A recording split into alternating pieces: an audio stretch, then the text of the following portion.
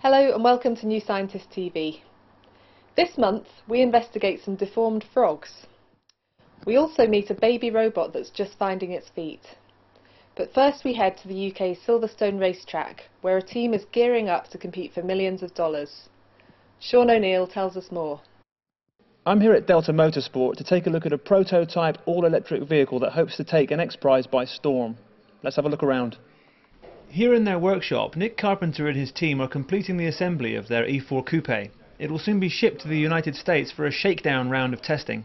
We think we've got some pretty tough competition out there, but we believe the approach we've taken is fundamentally the right one, which is really to start from a clean sheet of paper, right from the ground up. The goal of the competition is to create an energy-efficient vehicle that people will want to buy.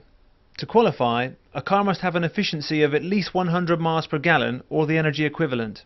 In this car, all the energy is coming from its batteries.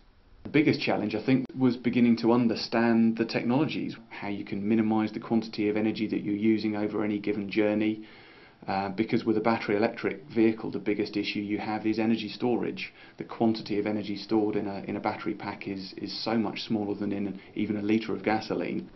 Carpenter chose to use 3 lithium iron phosphate batteries like this one, but he also needed a super efficient motor. There were various options that we looked at, but all of them were a compromise in one way or another. Right. So we got together with a group of guys in at Oxford University, which has taken us to where we are today, which is a bespoke motor for our vehicle. With 4 of these motors, the car should be able to reach speeds of over 150 miles per hour, but its performance is also aided by its lightweight carbon structure.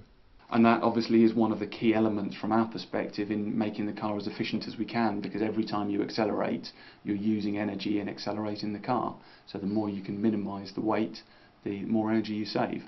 On a typical drive cycle, the car will be able to achieve 80 to 90% efficiency, but to win millions at the final event, it will all be down to performance. At the moment, that speed event isn't actually defined. Right. So we don't know. It may be more about handling than speed, but we hope that what we've done with the car in terms of low centre of gravity, four-wheel drive, lots of torque at the wheels, we should be able to cope with pretty much anything they throw at us. Next we find out how an artist, inspired by abnormal frogs, solves a scientific mystery. James Urquhart takes up the story. Here in London, a new exhibit features striking images of deformed frogs. It's the work of Brandon Ballengee, an artist inspired by the declining numbers of amphibians. He collects tiny developing animals to produce these prints. Their skin and tissue are extracted before he injects them with dyes and scans them at ultra-high resolution. They're kind of posed in different ways or laid out, and I just kind of do that based on the morphology and how I think it will make a beautiful photograph. It really has this tremendous amount of detail that really far surpasses film. But Ballengee isn't only an artist. After talking to biologists about deformed frogs, he was inspired to become a researcher. It was thought initially that these deformities were caused by chemical pollution, and really it needed to be well researched. This was really intriguing to me.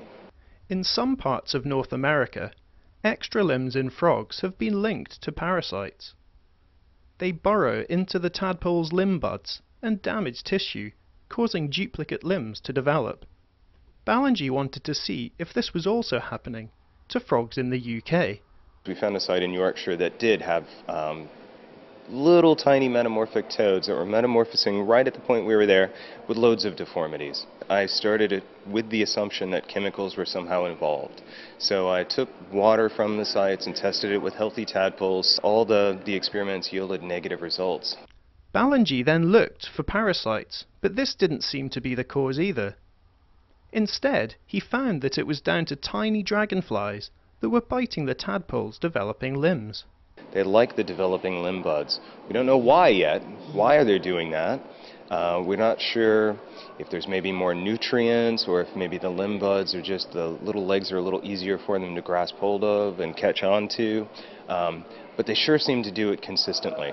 And this was important not only because it established these predators as a potential cause, proximate cause for deformities, but it also showed just how durable the tadpoles themselves are and how they heal from incredible injuries. Now Balanji plans to study frogs in different sites around the world. He hopes his research will keep fueling his art and get people to contemplate the plight of amphibians. Finally, we take a look at a robot that's about to become a bit more like a human toddler. Sandrine Kerstemont tells us more. Here in London, this robot on display will soon be getting an extreme makeover. iCub is a robot being modeled after a 2-year-old child, but its hands are currently the size of an 8-year-old's. We redesigned the hand, and we now have a hand which is the size of an 18-month-old child. So it's very tiny. It's got 22 degrees of freedom, so it's got almost all the motions you have in the human hand. According to the team, it's the smallest hand in the world with such dexterity. It will be equipped with sensors to help it pick up objects. But the robot will also soon have a new, more springy set of legs. Impacts are really nasty with the traditional design because of the way you have them with the gearbox and the motor. If you take a heavy impact, you'll actually probably destroy the robot. With the new version, what we have at the minute is with the springs, which are built into the system, we can absorb energy. The new legs should help iCub withstand falls and interact with humans in a safer way. But in addition to new limbs, another team is upgrading its brain. Traditionally in robotic learning we tend to use lots of training data, which is very time consuming and requires lots of demonstrations. So instead at Imperial College we're trying to learn with one-shot learning, which means you just need one demonstration, and perhaps your learning might not be as precise, but it'll be something that you can use to generalize later. iCub successfully used this approach to play a game of tic-tac-toe. It learned to draw a circle using its camera. Then it replicated the drawing elsewhere on the grid, as well as on a different board altogether. But soon it could learn to do more complex tasks. Tic-tac-toe is quite a small problem. Maybe when we've got some more feedback on the robot, they're developing tactile sensors and things, so perhaps grasping objects and learning how to pass objects, interactions with people. With time, iCub should become more and more human-like. The team also hopes to cover its metallic skeleton with a soft structure that mimics skin. That's all for now, but don't forget to visit our website for some more amazing science videos. You can see how market researchers plan to tap into the brains of customers, or watch an octopus get tricked by some high-definition video footage.